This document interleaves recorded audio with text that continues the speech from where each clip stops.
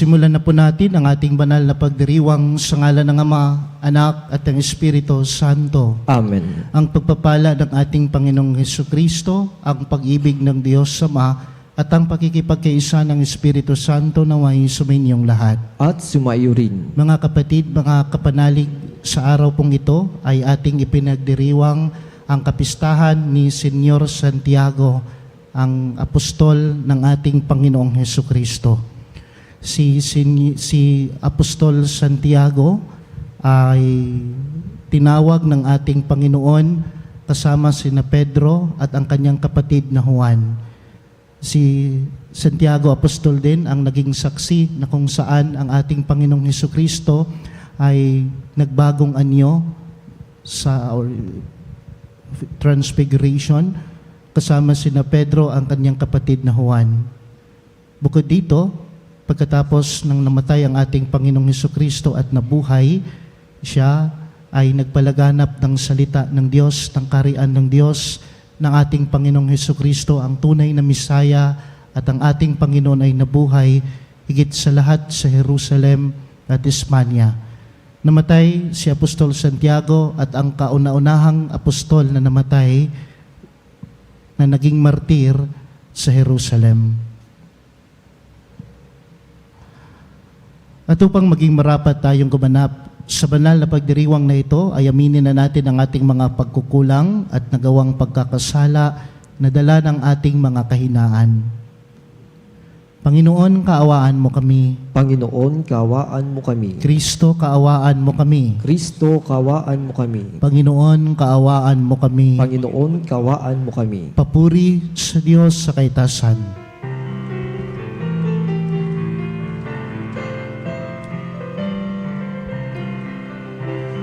Luwalhati sa Diyos sa kaitaasan, kaloob sa lupa ay kapayapaan. Pinupuri ka, ininadarangal, sinasamba sa dahil sa dakila kong kalwalhatian. Panginoon, aming Diyos na rin ang langit, amang makapangyarihan, Panginoon Hesukristo, buktong na anak ng Diyos, kordero ng Ama, ikaw na nag-aalis ng mga kasalanan ng sanlibutan. Tanggapin mo ang aming kahilingan, ikaw na luluklok sa kanan ng Ama. Maawa ka sa amin, ikaw lamang ang banal, Panginoon Hesukristo, kasama ng Espiritu ng walhati ng Ama. Amen, Amen, Amen, Amen. Manalangin tayo. Ama naming makapangyarihan, itinalaga mo ang unang pag-aani ng iyong mga apostol sa pagdanak ng dugo ni Santiago. Ipagkaloob mong tumibay ang iyong sambayanan sa kaniyang pagpapahayag ng pananampalataya at lubusang magkakamit ng pagdalangin niyang puspusan. Sa pamamagitan ng Jesucristo kasama ng Espiritu Santo, magpa sa walang hanggan. Amen.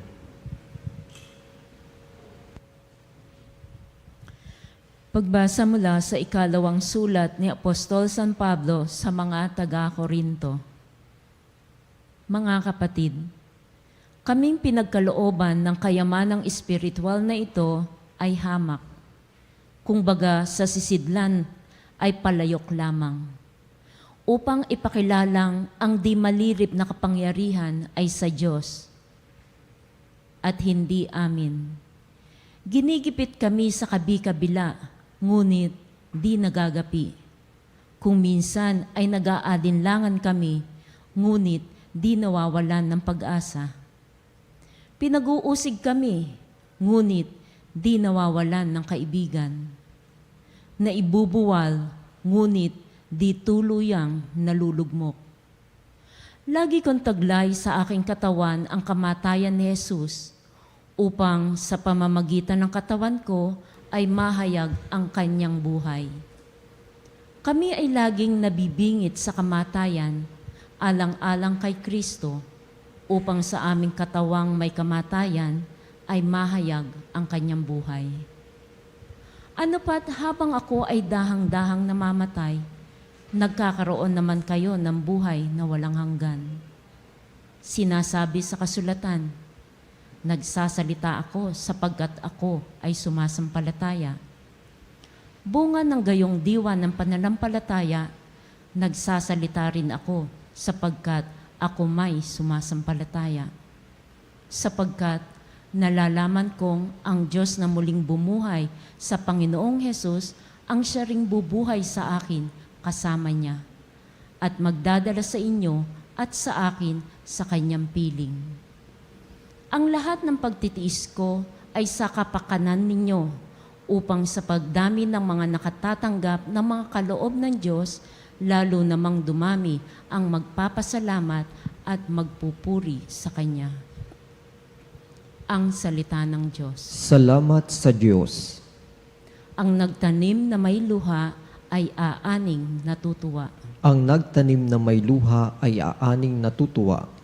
Nang lingapin tayo ng Diyos at sa Siyon ay ibalik, ang nangyaring kasaysayan ay parang isang panaginip. Lahat tayo ay natutuwa, masasayang nagsiawit. Ang nagtanim na may luha ay aaning natutuwa. Ang sabi ng mga bansang nagmamasid sa paligid, ang ginawa ng Diyos nila ay dakila, anong rikit? Dakilang ang masasabi, pambihira ang ginawa. Kaya naman kami ngayon, kagalakan ay di kawasa. Ang nagtanim na may luha ay aaning natutuwa.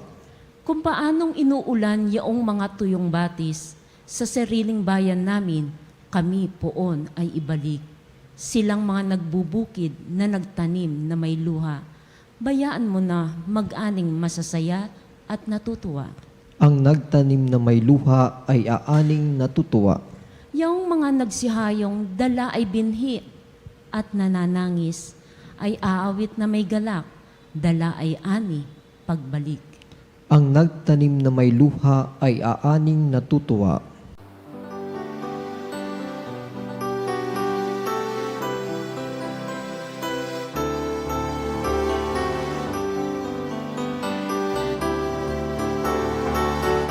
Hallelujah, hallelujah, hallelujah, hallelujah, hallelujah, hallelujah, hallelujah.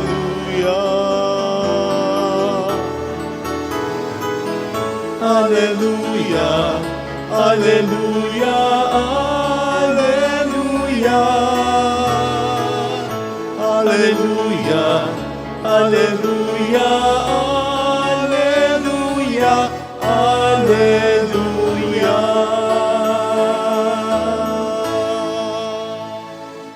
Sumainyo ang Panginoon. At sumaiyo rin. Ang mabuting balita ng Panginoon ayon kay San Mateo. Papuri sa iyo, Panginoon. Noong panahon iyon, lumapit kay Jesus ang asawa ni Zebedeo, kasama ang kanyang mga anak. May ibig siyang hilingin, kaya't lumuhod siya sa harapan ni Jesus. Ano ang ibig mo? Tanong ni Jesus. Sumagot siya, sana'y ipagkaloob ninyo sa dalawa kong anak na ito ang karapatan na makaupo katabi ninyo sa inyong kaharian, isa sa kanan at isa sa kaliwa. Hindi ninyo nalalaman ang inyong hinihingi. Sabi ni Jesus sa kanila, mababata ba ninyo ang hirap na babatahin ko? Opo, tugon nila. Sinabi ni Jesus, ang hirap na babatahin ko'y babatahin nga ninyo. Ngunit wala sa akin ang pagpapasya kung sino ang mauupo sa aking kanan at sa aking kaliwa. Ang mga luklukang sinasabi ninyo'y para sa mga pinaghahandaan ng aking Ama. Nang marinig ito ng 10 alagad, nagalit sila sa magkapatid.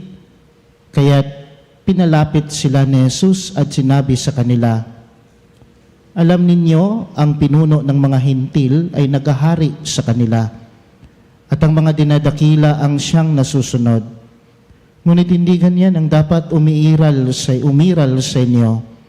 Sa halip, ang sino man sa inyo na ibig na maging dakila ay dapat maging lingkod, at sino mang ibig maging pinuno ay dapat maging alipin ninyo, tulad ng anak ng tao na naparito, hindi upang paglingkuran, kundi upang maglingkod at ialay ang kanyang buhay upang matubos ang marami. Mga kapatid, ang mabuting balita ng Panginoon. Pinupuri ka namin, Panginoong Heso Kristo. May dalawang dasal daw po na hindi pinahintulutan ng Diyos o hindi pinagkaloob ng Diyos sa atin. Marahil sa dalawang dasal na ito, isa ito sa mga dinadasal mo, kaya hanggang ngayon ay hindi pa ito ipinagkaloob ng Diyos sa iyo o hindi ito talaga ipagkakaloob ng Diyos sa iyo.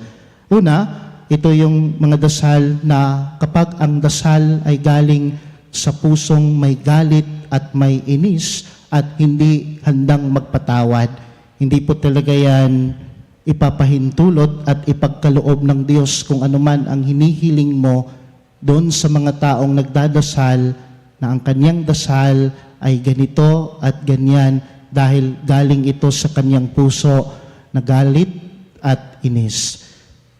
Kaya halimbawa po, nagdadasal ka siguro na meron kang kaaway o meron kang kagalit at pinagdadasal mo sa Diyos na sana magkasakit itong kapitbahay ko, sana itong kaaway ko, Panginoon, ay sana ito ay magkasakit at mamatay na, di ba? Ganyan madalas siguro, o hindi siguro kadalasan, baka umabot po tayo sa punto na ganyan yung dinadasal natin sa Diyos. Pero ulitin ko po sa inyo, hindi po yan diringgin ng Diyos. Kaya hanggang ngayon, yung pinagdasal niyo po ngayon ay mas happy pa sa inyo, mas maligaya pa sa inyo, kasi alam ng Diyos na hindi yan ang tamang dasal doon sa inyong kapwa. Kaya bakit ko po yan nabanggit? Sapagkat naalala ko ang isang kwento ng ating ebanghelyo na patungkol kay Senyor Santiago. Nung si Jesus ay bumisita sa isang Samaritan village, ay ang mga Samaritanong ito ay hindi tinanggap ang ating Panginoon. Kaya isa sa mga hiling ni Senyor Santiago, apostol, na sabi niya sa ating Panginoon, na Panginoon, magpadala ka na lang ng apoy upang mawasak ang lugar na ito dahil hindi ka tinanggap. Pero ito ay hindi dininig ng Diyos dahil ito yung dasal na galing sa puso na may galit ng may inis. Yan po yung unang dasal na hindi pinahintulutan ng Diyos at hindi talaga ipagkakaloob ng Diyos sa atin. Pangalawa, yun pong dasal na hindi po galing sa pusong may kababaang loob.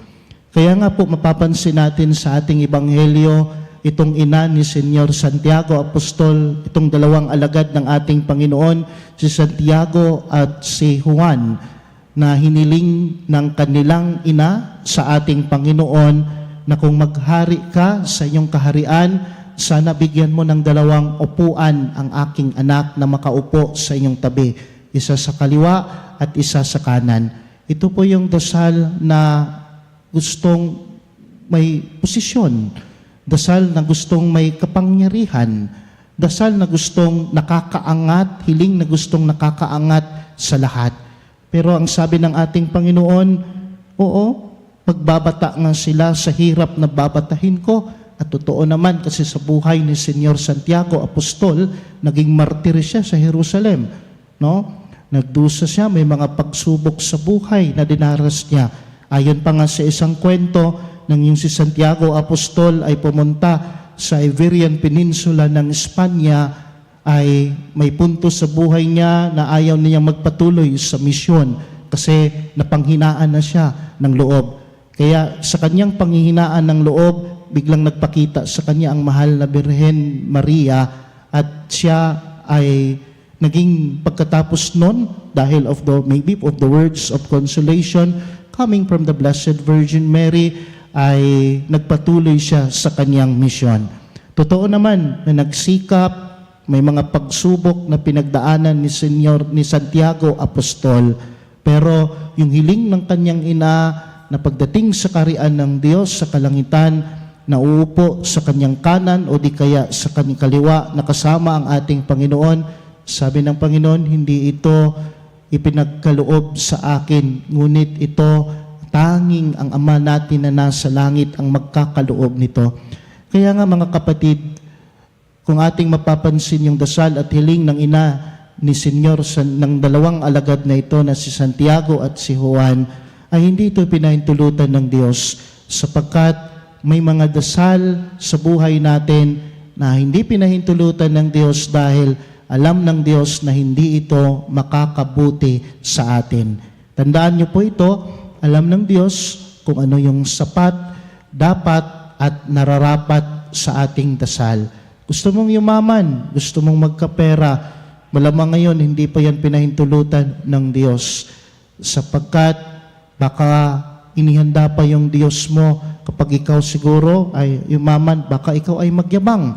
Makakalimutan mo na yung pakikikapwa at pakikitungo sa iyong kapwa at iyong pamilya at higit sa lahat ang iyong relasyon sa Diyos. Ngayon, hindi ka mayaman pero you have enough, di ba? You have enough grace coming from God. You have enough food, enough shelter, enough home, enough salary, no? Sapat. Kasi ulitin ko po sa inyo mga kapatid, hindi dinidinig ng Diyos kung itong dasal mo ay hindi makakabuti sa iyo. Sapagkat, ulit, alam ng Diyos kung ano yung sapat, ano yung dapat, at ano yung nararapat. Sa hiling ng ina ni Santiago at ni Juan, hindi ito pinahintulutan ng Diyos sapagkat hindi ito nararapat at dapat sa dalawang alagad na ito sapagkat ang pag-upo sa kanyang kanan at sa kanyang kaliwa sa kanyang kaharian ay pagkakaloob lamang ito ng kanyang Ama, ng ating Ama nasa langit. Datapot sinabi ng ating Panginoon, huwag niyo sanang hilingin iyan. Ang hilingin niyo sana ay mapagkumbaba kayo. Sabi ng ating Panginoon towards the end of our gospel, sabi niya, kung gusto ninyong maging dakila, kung gusto ninyong maging sikat man, dakila, tanyag, ang kriteriya ng pagiging tanyag at dakila ng ating Panginoon ay maglingkod doon sa ating kapwa. Kabaliktaran po ito ng kanyang requirements of greatness. If we base in our gospel, the requirement of greatness ng sinabi ng ating Panginoon sa ating ebanghelyo ay to serve doon sa ating kapwa. Maglingkod at hindi paglingkuran. Yan ang sinabi ng ating Panginoon sa dalawang alagad na ito. Kaya mga kapatid, kung may mga dasal ka pa ngayon na hindi pinahintulutan at pinagkaloob ng Diyos, malamang try to check your heart kasi baka yung puso mo ay puno ng galit, puno ng inis, at puno ng pusong hindi handang magpatawad. Pangalawa, bakit hindi pa dininig ng Diyos? Malamang yung dasal na yan ay hindi makakabuti sa iyo. Kaya sa puso mong mapagkumbaba, maganda na kapag ikaw ay nagdadasal sa Diyos, sabihin mo ito, marami po akong dasal, Panginoon, ito po yung hinihiling ko. Pero bahala ka na po kung yan po ba ay makakabuti sa akin o hindi. Kasi alam ko po, Panginoon, ikaw ang may alam kung ano yung sapat, ano yung dapat, at ano yung nararapat na para sa akin.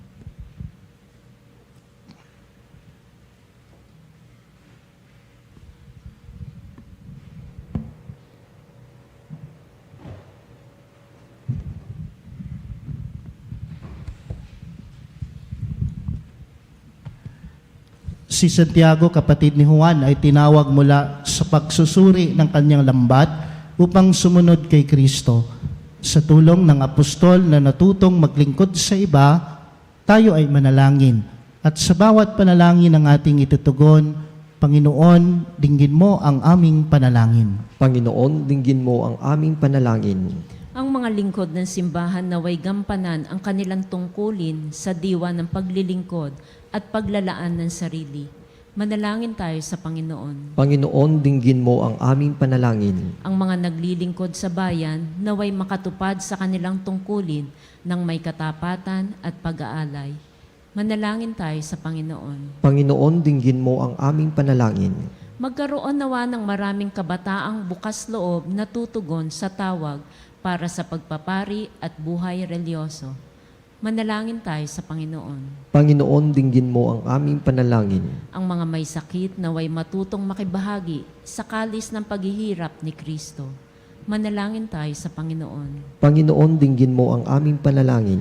Upang mamayani ang kapayapaan sa gitnang silangan sa Ukraine at sa buong mundo at ipag-adya nawa ang sangkatauhan sa karahasan, kasakiman at pang-aabuso ng kapangyarihan na nagdudulot ng paghihirap at kamatayan sa marami. Manalangin tayo sa Panginoon. Panginoon, dinggin mo ang aming panalangin. Ang mga yumao naway tanggapin sa kagalakan ng kaharian ng Diyos.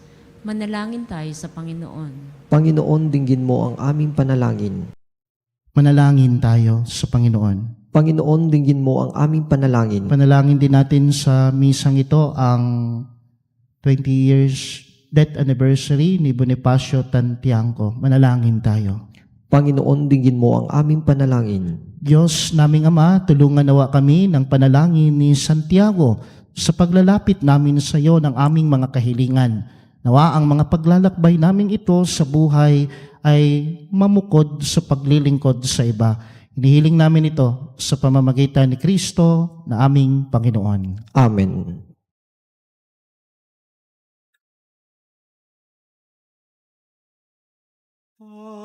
Pag-aalay namin, sana ay talugdan mo. Isang bayan na nagpupugay, nagmamahal sa'yo. Saan yun itong tinapay na nagdudulot ng buhay at This is the God of the creation to this goodness and this bread offer. Works of Him who shall hear it will become for us. Pakinggan mo kami, mapagkalingang Diyos.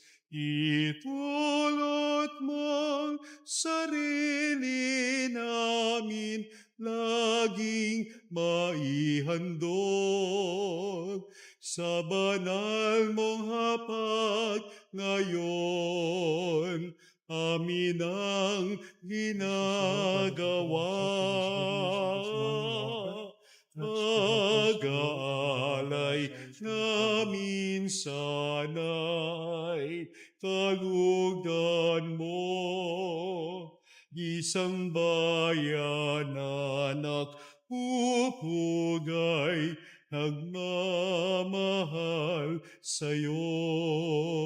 Saan yun itong tinapay na nagdudulot ng buhay at alak na sa gisag ng bigay mong kaligtasan.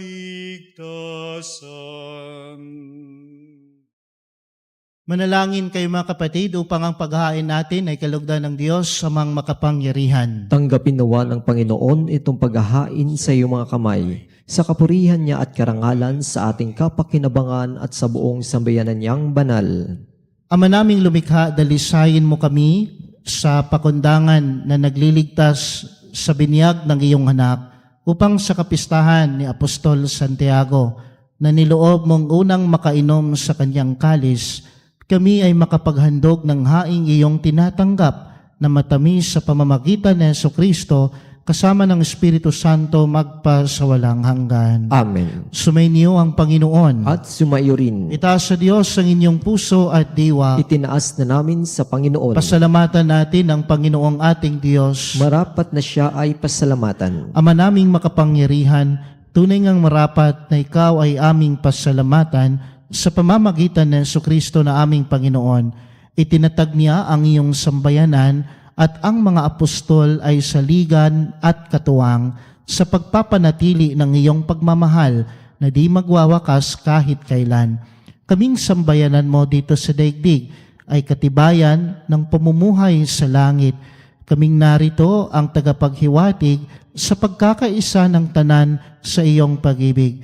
Kaya kaisa ng mga anghel na nagsisiawit ng papuri sa iyo nang walang humpay sa kalangitan, kami ay nagbubunyi sa iyong kadakilaan.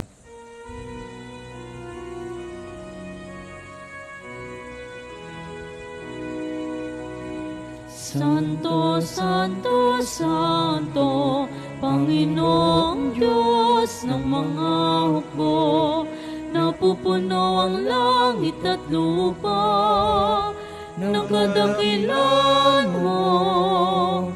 Hosana, Hosana sa kaitaasan, pinagpalang na paririto sa ngalan ng Panginoon. Hosana, Hosana sa kaitaasan.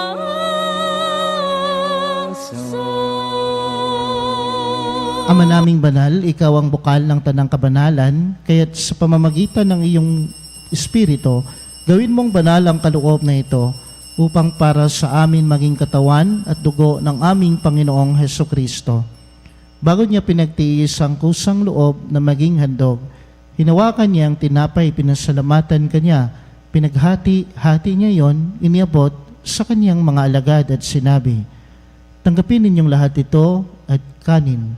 Ito ang aking katawan na ihahandog para sa inyo."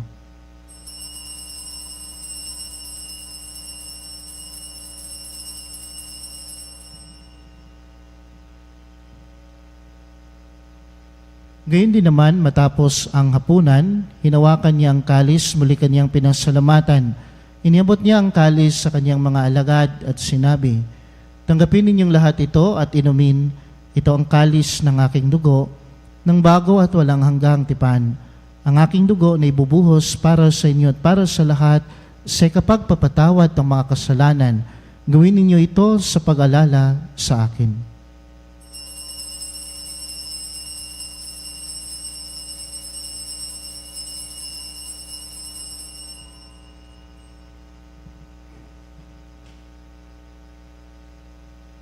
Ang misteryo ng pananampalataya. Si Kristo ay gunitain, sarili ay inihain. Bilang pagkain tinumin, pinagsasaluhan natin, hanggang na siya'y dumating, hanggang na siya'y dumating. Ama, ginagawa namin ngayon ang pag-alala sa pagkamatay at muling pagkabuhay ng iyong anak. Kaya tinialay namin sa iyo ang tinapay na nagbibigay buhay at ang kalis na nagkakaloob ng kaligtasan. Kami nagpapasalamat dahil kami ay iyong minarapat na tumayo sa harap mo para maglingkod sa iyo. Isinasamo namin kaming magsasalo-salo sa katawan at dugo ni Kristo ay mabuklod sa pagkakaisa sa pamamagitan ng Espiritu Santo. Ama, lingapin mo ang iyong simbahang laganap sa buong daigdig. Puspusin mo kami sa pag-ibig, kaysa ni Leon na aming Santo Papa at ni Elias na aming Obispo at ng Tanang Kaparian. Alalahanin mo rin ang mga kapatid naming nahimlay nang may pag-asang sila ay muling mabubuhay, gayon din ang lahat ng mga pumanaw. Kaawaan mo sila at patuloyin sa iyong kaliwanagan. Kaawaan mo at pagindapatin kaming lahat na makasalo sa iyong buhay na walang wakas. Kaisa ng mahal na Birheng Maria na Ina ng Diyos, ng kabiyak ng puso niyang si San Jose, kaisa ng mga apostol ni Senyor Santiago at ng lahat ng mga banal na namuhay dito sa daigdig ng kalugod-lugod sa iyo. May pagdiwang nawa namin ang pagpupuri sa kararangal mo sa pamamagitan ng iyong anak na aming Panginoong Heso Kristo. Sa pamamagitan ni Kristo kasama niya at sa Kanya, ang lahat ng parangal at papuri ay sa iyo, Diyos amang makapangyarihan, kasama ng Espiritu Santo magpasawalang hanggan. Amen.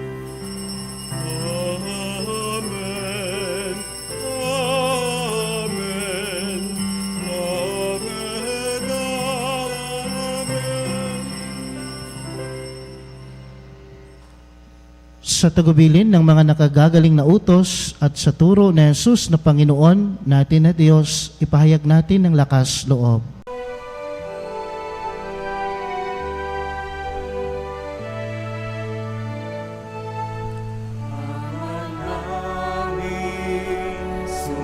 Sumasalangit ka, sambahin ang ngalan mo.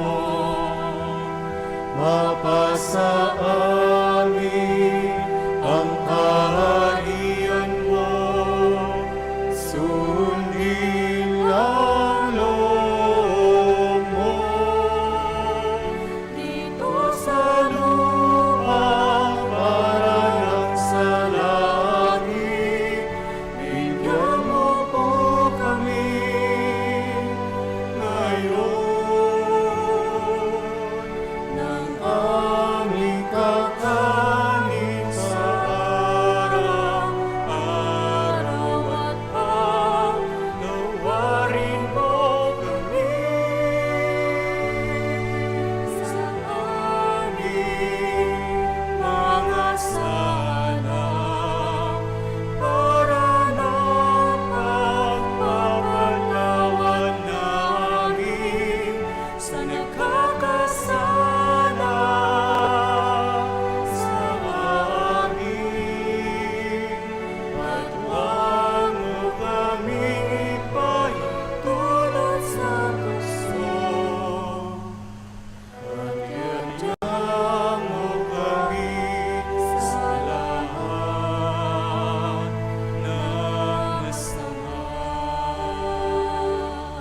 Hiniling namin kami, Diyos, sa lahat ng masama, pagkalooban ng kapayapaan araw-araw, iligtas sa kasalanan at ilayo sa lahat ng kapahamakan, samantalang aming pinananabikan ang dakilang araw ng pagpapahayag ng tagapagligtas naming sa Heso Kristo. Sapagkat iyo ang kaharian, kapangyarihan at ang kapurihan magpakailanman. Amen. Panginoong Heso Kristo, sinabi mo sa iyong mga apostol, kapayapaan ang iniiwan ko sa inyo. Ang aking kapayapaan ang ibinibigay ko sa inyo.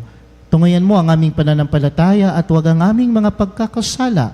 Pagkalooban mo kami ng kapayapaan at pagkakaisa ayon sa iyong kalooban kasama ng Espiritu Santo magpa sa walang hanggan. Amen. Ang kapayapaan ng Panginoon ay laging sumainyong lahat. At sumaiyo rin. Bigayan po tayo ngayon ng kapayapaan sa isa't isa. Kordero ng Diyos na nag-aalis ng mga kasalanan ng sanlibutan, maawa ka sa amin. Kordero ng Diyos na nag-aalis ng mga kasalanan ng sanlibutan, maawa ka sa amin. Kordero ng Diyos na nag-aalis ng mga kasalanan ng sanlibutan, ipagkaloob sa amin ang kapayapaan. Narito ang kordero ng Diyos na nag-aalis ng mga kasalanan ng sanlibutan. Mapalad ang inaanyayahan sa kanyang piging. Panginoon, hindi ako karapat-dapat na magpatuloy sa iyo, ngunit sa isang salita mo lamang ay gagaling na ako.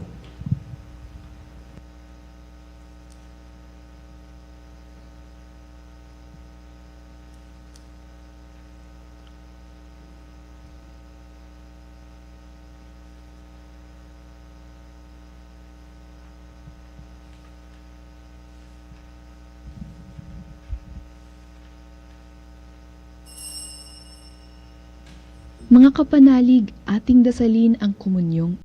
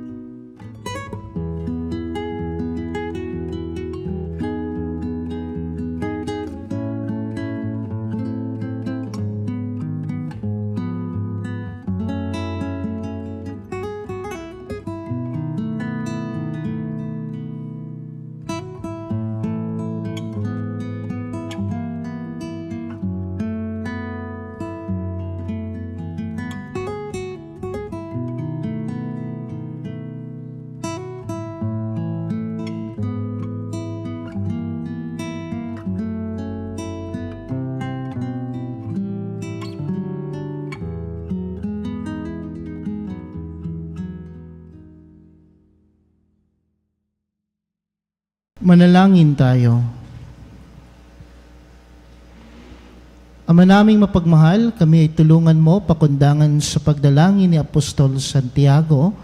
Ngayong sa kapistahan niya ay masaya kaming nakinabang sa pamamagitan ng Jesucristo kasama ng Espiritu Santo magpa sa walang hanggan. Amen. Sumainyo ang Panginoon. At sumayo rin. Pagpalain kayong lahat ng makapangyarihang Diyos, ang Ama, ang Anak, at ang Espiritu Santo. Amen. Tapos na ang pagdiriwang ng banal na misa. Umayo kayo sa kapayapaan at pag-ibig ni Kristo. Salamat sa Diyos.